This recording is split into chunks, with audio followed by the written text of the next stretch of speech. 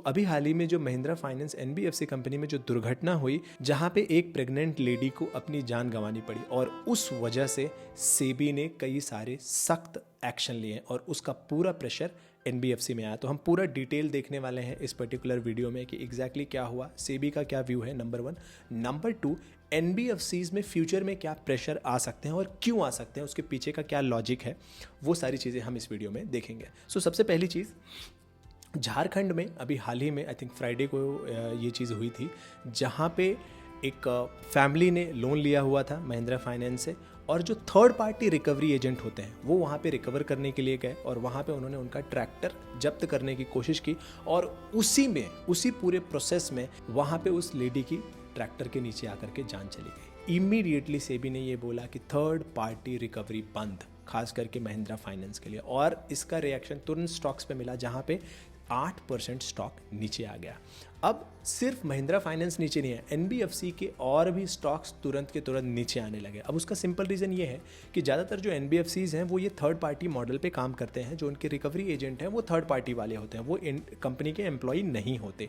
तो वो डर बाकी एनबीएफसीज में भी दिखने लगा कि अगर ये थर्ड पार्टी एजेंट बंद होंगे तो हम रिकवरी नहीं कर पाएंगे और हमारे बिजनेस पे सीधा सीधा क्लियर कट इम्पैक्ट पड़ेगा ही पड़ेगा। अब जाहिर सी बात है, इस दुर्घटना के बाद वो लोग अपने प्रोसेस में, अपनी चीज़ों में चेंज तो करेंगे ही करेंगे, बट सेबी ने इसको लेकर के और भी सख्ती दिखाई है कि आपके एम्प्लॉय ही रिकवरी कर सकते हैं। अब एम्प्लॉय में रिकवरी करने से क्या हो सकता है, देखो एज अ बिजनेस, जब बिजनेस रन कर रहे हैं और आप लोन दे रहे हो, अभी क्या हो रहा है कि बंदा फ्रीली लोन दे रहा है कि भाई अच्छा इसको ज़रूरत है तो उसको लोन दे देता हूँ, इसका काम हो जाएगा। लेकिन अगली बार जब उसको मालूम पड़ेगा कि मुझे ही रिकवर करना है, तो हो सकता है जिसको ज़रूरत भी हो उसको 10 बार सोचे कि दूँ कि नहीं दूँ, कल को मुझे ही जाना है रिकवर करने के लिए, हमारे एम्प्लॉयज़ को ही जाना है रिकवर करने के लिए, तो वहाँ पे ये प्रोसेस में पूरा स्लो डाउन होगा। जो एक एनबीएफसी की ग्रोथ है वहाँ पे स्लो डाउन आ सकता है। अभी ये सिर्फ महिंद्रा के साथ हुआ है, बाकी एनबीएफसीज के साथ अभी के लिए सेबी ने कोई रोक नहीं लगाई है, नंबर 1। नंबर 2, एक ये रिकवरी वाला एंगल। दूसरा, अगर इंटरनल एम्प्लॉय ही रिकवरी करेंगे, इसका मतलब ये हुआ कि आपको यानी कंपनी को एम्प्लॉयज़ हायर करने पड़ेंगे, फिर उन एम्प्लॉयज़ को मैनेज करना, ये सारी चीज़ें वो बहुत टीडियस वर्क है और वो भी इनके पूरे प्रोसेस को स्लो डाउन करेगा। तो ये दो जो ऐसे इम्पैक्ट थे जो सीधा स्टॉक्स पे देखिए फ्राइडे को, और अचानक से स्टॉक्स नीचे आने लगे। अब आज का जो दिन है उसमें तो जाहिर सी बात है पूरे मार्केट में प्रेशर था, तो वो आप डिफ्रेंशिएट नहीं कर पाओगे कि एग्जैक्टली पूरा फाइनेंस नीचे आया या नहीं नीचे आया, बट आप यहाँ पे खास करके महिंद्रा फाइनेंस को देख सकते हो कि कैसे सडन ये रिएक्शन यहाँ पे आपको देखने मिला है, नंबर 1। नंबर 2, एनबीएफसीज के रूल को लेकर के खास करके आरबीआई धीरे धीरे टाइट करती जा रही है, और वो टाइट करते करते इतना हो गया है स्ट्रॉन्ग कि वो ऑलमोस्ट बैंक के बराबर रूल हो गए हैं कि जितनी सारी चीज़ें बैंक को फॉलो करनी है, ऑलमोस्ट उतनी ही चीज़ें एनबीएफसी को भी फॉलो करनी है। अब इस वजह से क्या हो रहा है, इसका सबसे सिंपल एग्जांपल क्या है, मतलब इसको आप कैसे फील कर सकते हो। देखो, वो रूल्स जब बदलने लगे तो वो जो एडवांटेज था एनबीएफसीज के पास कि हम एग्रेसिवली ग्रोथ कर सकते हैं, हम एग्रेसिवली आगे बढ़ सकते हैं, वो एडवांटेज ऑलमोस्ट एलिमिनेट सा होने लगा। दूसरा जो डिसएडवांटेज था बैंक को, जैसे कि 2016 तक बैंक्स की बुक बहुत ही ज़्यादा खराब थी और इसीलिए आरबीआई ने काफ़ी सारे बैंक्स पे बैन लगाए हुए थे। उन सबको बोला कि अपनी बुक पूरी की पूरी क्लीन करो। 4 से 5 साल लगे, लेकिन आज ऑलमोस्ट सारे इंडिया के बैंक की बुक्स क्लीन है, एनपीए डिक्लेयर्ड है, सारे के सारे उनके ऑडिट्स प्रॉपर है। तो अब बैंक्स भी एनबीएफसी से कंपीट करेंगे। तो पहले तो ऑलरेडी बैंक्स प्रॉब्लम में थे, काफी सारे बैंक्स प्रॉब्लम में थे, जिसकी वजह से एनबीएफसी के पास खुला मैदान था।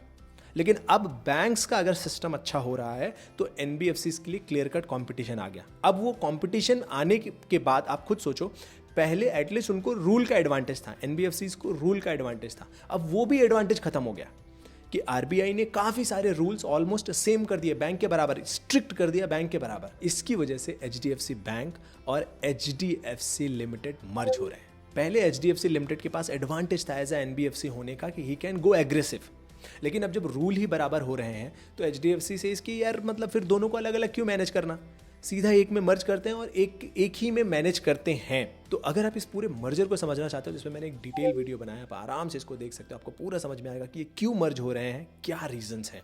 उससे आपको ये जो मैं आज बता रहा हूँ एनबीएफसी के बारे में, उससे और कॉन्टेक्स्ट क्लियर होगा। तो एक ये जो दुर्घटना हुई, दूसरा ये जो दुर्घटना के बाद सेबी का जो रिएक्शन आया खास करके एनबीएफसी पे। नंबर 3, बैंक्स मुझे लग रहा है फ्यूचर को लेकर के कि बैंक्स चूंकि अब मजबूत हो रहे हैं या फिर क्लीन अप हो गए, मजबूत कर नहीं कहूँगा, एटलीस्ट क्लीन अप हो गए हैं, तो एनबीएफसीज को अब वो कंपटीशन देने के लिए रेडी हैं। तो इससे क्या होगा? इससे ये होगा कि एनबीएफसीज की जो एक्सपोनेंशियल ग्रोथ दिख रही थी उसमें एक स्लो डाउन दिखेगा। स्लो डाउन का मतलब ये नहीं कि बहुत हम स्लो नीचे चले जाएंगे, 5% 10% पे ग्रो करेंगे, ऐसा नहीं होगा। जब पूरी जीडीपी हमारी 8% 7% से ग्रो करने वाली है, हम मान के चल रहे हैं हम $5 ट्रिलियन इकोनॉमी हिट करेंगे, ज़रूर हिट करेंगे, तो उस केस में बैंकिंग को तो और तेज ग्रो करना चाहिए, क्योंकि बैंक ही वो है जो लोगों को हाथ में पैसा देती है उसको खर्च करने के लिए, उसको सर्कुलेट करने के लिए। बैंक्स, एनबीएफसीज, ये जो फाइनेंशियल इंस्टीट्यूशन है, ये उसमें सबसे बड़ा रोल प्ले करेंगे। तो अगर पूरी जीडीपी को 8% से ग्रो करना है तो फाइनेंशियल हमारे सिस्टम को उससे तेज ग्रो करना पड़ेगा। तो इनकी ग्रोथ जाहिर सी बात है काफ़ी ज़्यादा होगी, मे बी 18-20 जो भी एक नंबर होगा।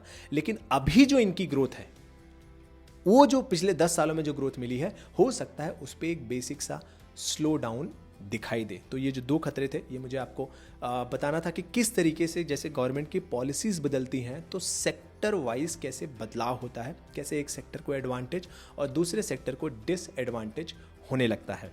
तो आई होप इससे एक आपको पर्सपेक्टिव मिला होगा कि एनबीएफसीज में आप अगर आपका पोर्टफोलियो बहुत ज़्यादा हैविली ओवर एक्सपोज्ड है तो शायद आप उसको टाइम पे थोड़ा ट्रिम डाउन करके अदर सेगमेंट्स में भी एक्सपोजर ले सकते हो, थोड़ा बैंकिंग को ज़्यादा एक्सपोजर दे सकते हो। अगर आपका एक्सपोजर एनबीएफसीज में अभी तक बहुत ज़्यादा हो गया था, 50-60 जो भी है, आपको जो लगता है कि यार ये बहुत ज़्यादा है, तो आप उसको अच्छे बैंक की तरफ भी ज़रूर शिफ्ट कर सकते हो। आई होप इस वीडियो से आपको सीखने मिला होगा। बाय द वे, आपका व्यू मेरा व्यू डिफरेंट भी हो सकता है। आपका जो व्यू है आप कमेंट सेगमेंट में मुझे बता सकते हो कि मुझे लोकेश, मुझे ये लगता है कि ये ऐसे हो सकता है या फिर ये मेरा व्यू होगा, and that will give others readers जो बाकी वो कमेंट पढ़ेंगे उनको भी एक पर्सपेक्टिव देगा।